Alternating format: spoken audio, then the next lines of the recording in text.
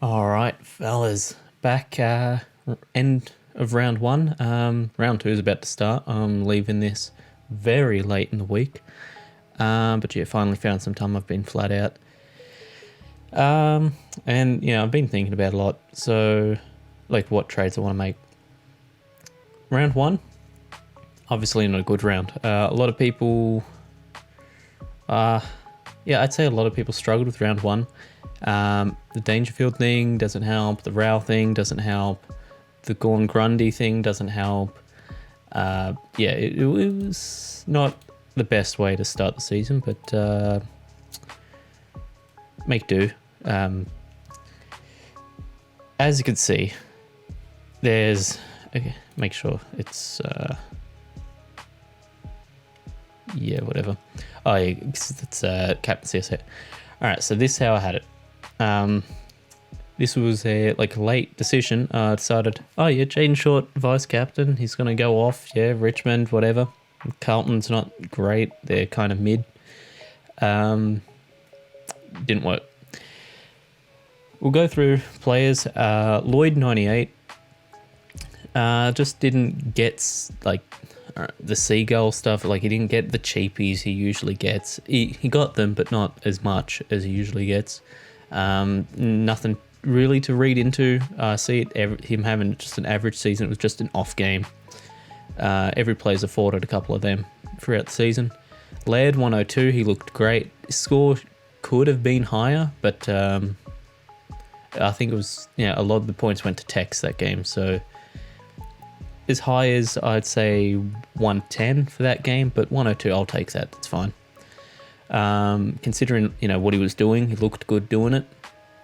I'll take it.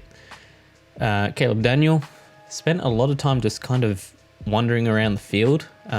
He got points, obviously 107 he got his points, but he gets his points in bunches. He doesn't continuously score. He goes 20 points, then just not even stuck on the bench. There was a point where he got stuck on the bench. Kind of just wandering around the field, kind of playing on a wing in defense, just kind of running around, not really next to the ball. I'm not too sure why he was doing that. I didn't see him doing that last year, but maybe I just wasn't watching. But yeah, he was just a bit weird. But besides that, nothing to really read into in this game. Caleb Daniel does what he does, takes the kicking, plays on. The new rule really helps with kick-ins. You're almost all the time playing on. I actually think that if you're kicking straight off a kick-in, you're probably putting your team at a disadvantage. Unless there's someone wide open, But, it's whatever. Tom Stewart, 113. Great game from a consistent player. As long as he stays healthy throughout the season, he's easily going to be a top 6 top 6 defender. I don't even think there's even debate on it. He could be as high as top 3. I reckon top 5. That's what I expected from him. Short got tagged. That's something I didn't see coming. I'm just checking the time. Didn't see coming. I thought he'd get attention, but a straight up tag, that's a bit weird. Dusty went off, which I think helps Jaden Short. I think now teams are going to pay him, obviously they're going to pay a fair bit more attention to Dusty. Cochin comes back, he helps in mids. I'm guessing it was just a one-off because he had a big game in the Amy series. I'm just going to take that as it's one-off. I don't think that's going to happen again because there was a lot of times that just because he was getting tagged, he dropped points. He couldn't get next to the ball, couldn't get open for a cheap kick, stuff like that. It's a bit weird. Still ton though. He's a great player. He plays on a premiership team. He's one of the better defenders in the league. Hooley comes back either this week or next. I believe he's in the mix for this week. And if he's not in this week, he'll be in next. I haven't read too far into that, but I don't think Hooley coming back affects Short's points that much. Maybe drops by 10, max 15. I don't see it impacting him much. Butts. I was just pretty much always going to field butts. So dropping the 4 points to Highmore doesn't really matter. I mean, it's 4 points. I'm not going to win or lose a matchup on 4 points or go up that high in rank for 4 points. This is just going to be the defense all the time. Not much you can do about it. The midfield, though, geez, this is disgusting. This is a travesty. This is everything. This is a horror movie. It's Friday the 13th. Everything went wrong here. The second most expensive player in Supercoach, 77. That is not great. I paid up for the midfield, at least the top three. Didn't get the value back in week 1, but saying that, I did get 4 out of 5 defenders tunning, and pretty much 5 out of 5. 2 points off for Lloyd. Pretty much 5 out of 5. The mids only 1 out of 4 tunned, and 1 out of the all playing. Actually, Gordon did ton, so that's 2. And that's about the other thing. Gordon on the bench. Alright, go through it. Neil, I'll be honest, I didn't watch the game. I was a bit busy, or wasn't at the house, didn't get to watch it. From the little highlights I saw, he looked like he was playing normal Neil football, but apparently he mustn't have been. I don't think you should overreact to it. I don't think you should be going Neil to... I know Boak had a big game, so people are obviously throwing out the idea of Neil to Boak. I don't think that's a good idea. I don't think that's ever a good idea, especially after round 1. Don't buy into many big scores in round 1, and don't buy into too many low scores either. Yeah, I think just hold on Neil. He was always going to drop in price. He's not going to stay at 700k, all throughout the season. He'll drop and then go back up to 700k. So just hold him. You're better to start with him than miss out on him. It's going to be too hard to get back in, and you'll have to do a lot to get him in. Steel 91. I watched the first and second quarter, the first half. Steel looked really good. I think he was on 71 at halftime. I was like, oh boy, he's the midfielder this year. Then I turned off because I went to go do something on Saturday night. And apparently had a quarter where he didn't get a touch. The whole fourth quarter, 0 touches. It was third or the fourth, one of the two. No touches, and he ended on 91. That's not great, but it was 1 quarter. I'm not overreacting over 1 quarter. 91's still not a terrible score. For 658k, it's a pretty bad score, but it's not terrible. 77 is terrible, but yeah. Steele's good. If he kept the first half performance up, then he might be the number 1 midfielder this year. I do think there's someone else that's coming back into their prime. I'll say prime like that. But I think Steele could easily be... I think he's, no matter what, he's going to be top 5 this year, so it was worth the money. Merritt, 105, did exactly what I thought. He just gets in there, gets the ball. He's pretty good with it. Doesn't help that the Essendon team isn't very skillful, so they're not good at grabbing his handballs and kicks and stuff like that. They're a bad team. Essendon is not good, and it sucks because there's a lot of good Supercoach. I do not like Essendon in real life, but for Supercoach, there's a lot of relevant players that are just hampered by the team not being that good. But yeah, he's durable. He's in the team all year, unless something happens that Merritt gets injured or they go, oh, Merritt full forward, let's give that a shot. Merritt's a good pick. I think for 620k, you got a keeper for the whole season that you don't really have to worry about. He's always going to be scoring pretty good. He's reliable. I think Merritt was fine. We'll skip over the injury. We'll skip over it. We'll come back to it because we've got to talk about it in trades, all right? Just skip over it. Jordan Clark, 80. a lot of people are saying that this was bad, but 240k, scored 80. Job security's not bad now that Danger's out for 3 weeks. That's the other reason I waited for this video. I wanted to see what happened with Danger, because that does affect Clark. Mitch Duncan's also not playing this week, so I think Clark could actually have a pretty good week this year. I think he could ton up as high as like 115. Realistically, I see around 80 again. But, you know, it's going to be a good week for him. Yeah, I don't know why people are saying 80 was bad. That's kind of what I want. I want between 80 and 100 for Clark all year. Powell, I only saw sort of highlights of this game. He looked good when he was on ball. Didn't look too good off ball. Surely North moving forward put him on ball a bit more, because he did look good. He's young. His body's not built all the way yet, but he's a first-year player. I reckon they stick with him. I reckon he's all right. And for Supercoach, I reckon he will score pretty good. Yeah, there's not much there at that price. I think the rookies this year were kind of shit, to keep it honest. But yeah, Powell's good. Fine game.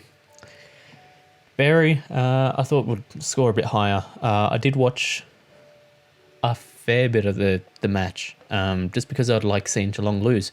If I was to put in tier list, Geelong's probably the team I don't like the most, but it's whatever. Mainly because of the players on it.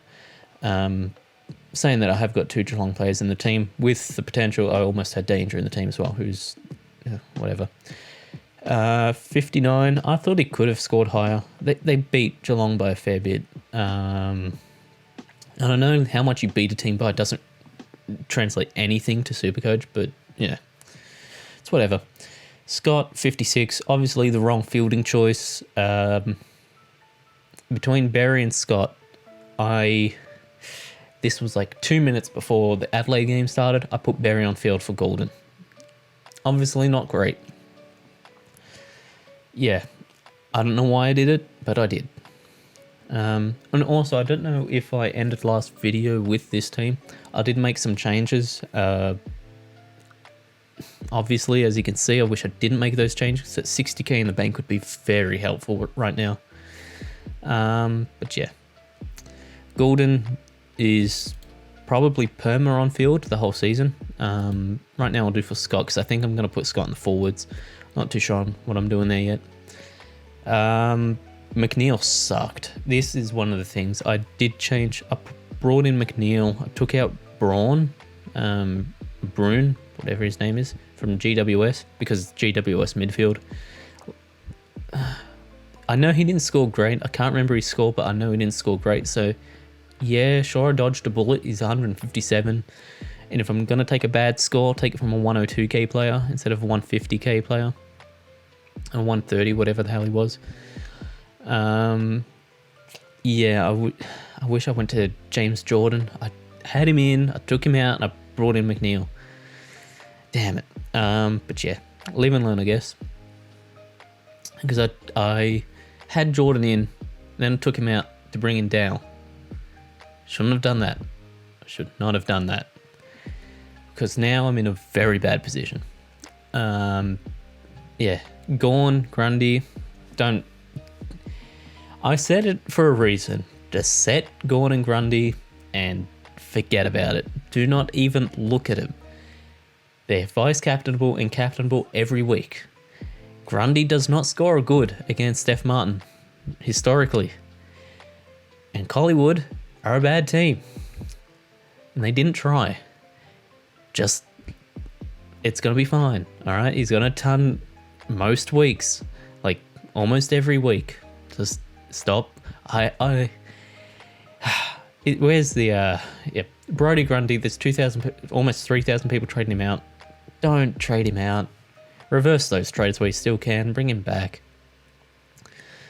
This is the one spot I do not hesitate on paying up for. Gorn is the best Supercoach player there is, all right? Neil scoring 77 proves that he's not. Max Corn is the best Supercoach player. Captain him, and I'm pretty sure, captain him again this week. He's got Hunter, who's bad. He's very bad. Gave up 140 to Flynn, so right now I have Grundy. That could change. Don't worry about it. Yeah, Flynn 140 though, still not Ruck 2. Do not put him Ruck 2. Don't do it. Don't do it. I'm not hearing any argument to that. Do not do it. Dunkley, good game, 113. He got the mid-time. That was really the only hesitation I had with him. From the minute Supercoach opened, I had Dunkley in the team. The only time I took him out was when Beveridge came out and said something about Dunkley, saying, the wounds of being told that you don't want to play here or whatever, something like that. He said Dunkley was out of favour, but I don't care. Got the mid-time. That's all I care.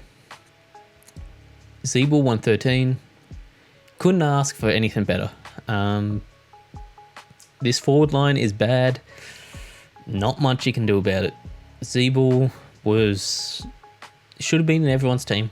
I think he just should have been. The Amy series shown that he has a good Supercoach role. He's bad at it. He's actually really bad at defending, to the point I think North are going to move him at some point.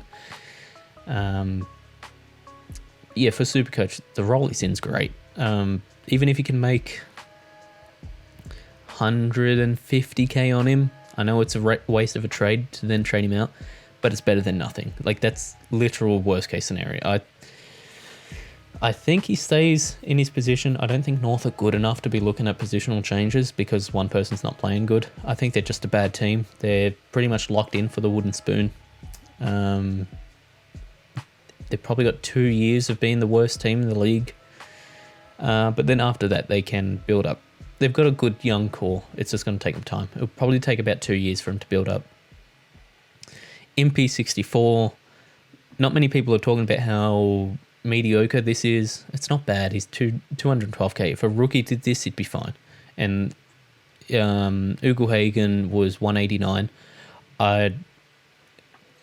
11 times out of 10, I'm paying up for Impy than taking Ugelhagen. Surely it gets better. I really don't want to have to trade Impy, but it's not looking like he's F6. I'll just say that. Dow sucked. All right, now here's the thing. Maybe it was because it was the one game I watched all the way through. Actually, I did watch the West Coast game all the way through. That was an alright game. Wasn't too bad. Dow sucked. Alright, so people are going to say the kick. If he just kicked a goal, then his score wouldn't have been so bad. It would have went up to, say, 69. Nice. It would have went up around there. Just because, there's scaling and shit like that. But he looked really bad all game. Not statistically, so I'm guessing nothing happens to his role, but boy, he did not look good. And I think Williams coming back does affect him. Zach's gonna want some mid-time, and honestly, if there's someone I'm gonna kick out, if I'm, I don't even know what the guy's name is for Carlton, the manager. Can't remember it. If there's someone I'm gonna kick out, it's Dow right now. Walsh is untouchable. Walsh is better than Cripps. I'm just going to put it out there. Walsh is better this year.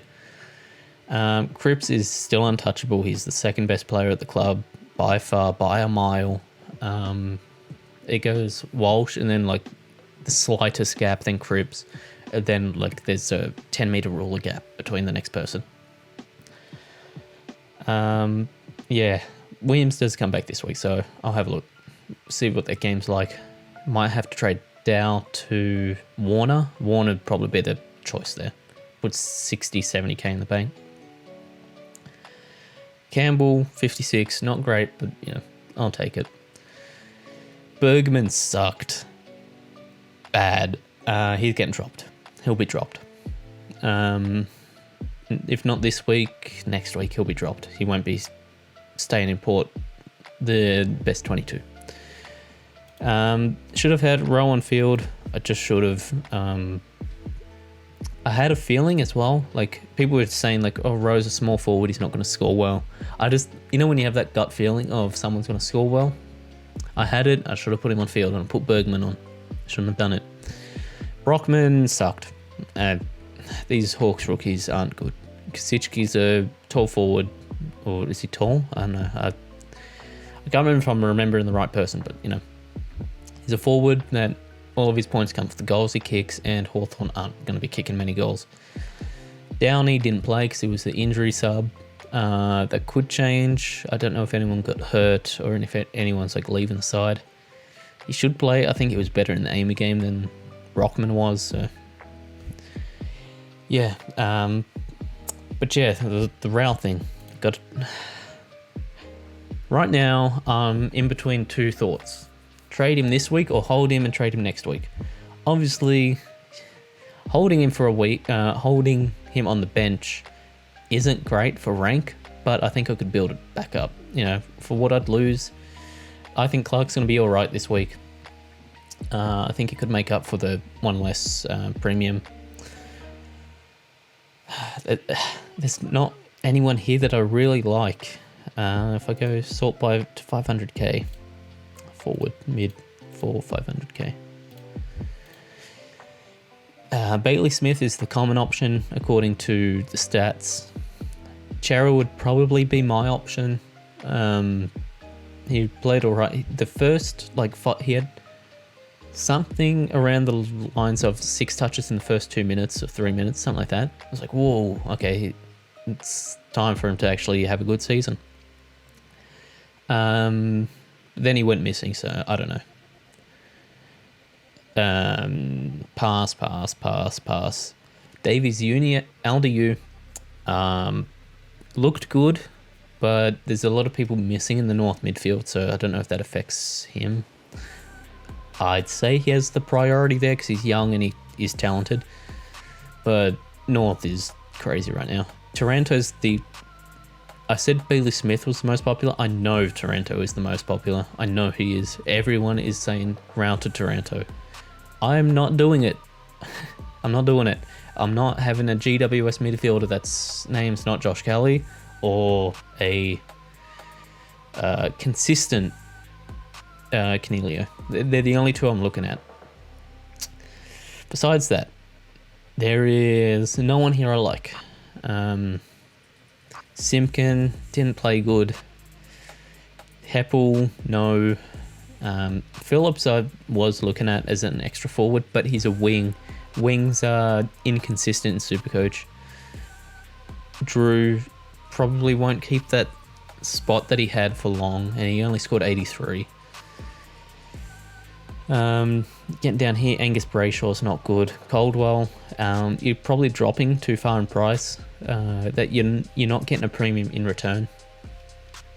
You could keep that money for your next upgrade, but I don't know if I really want to be doing that. And even if, say I swing it, say I put down midfield, which I'm not doing, there's not much here. The Keeney's probably the best bet here. Stevenson's the trap. Yeah, there's not much here I like. Heaney is the best option here. But yet he scored 115 on 3 goals. That's kind of shows that it takes a lot for him to score over a ton. The other plan I had was going into the defense and bringing in Hunter Clark. Whether I'm going to do this, I actually don't know.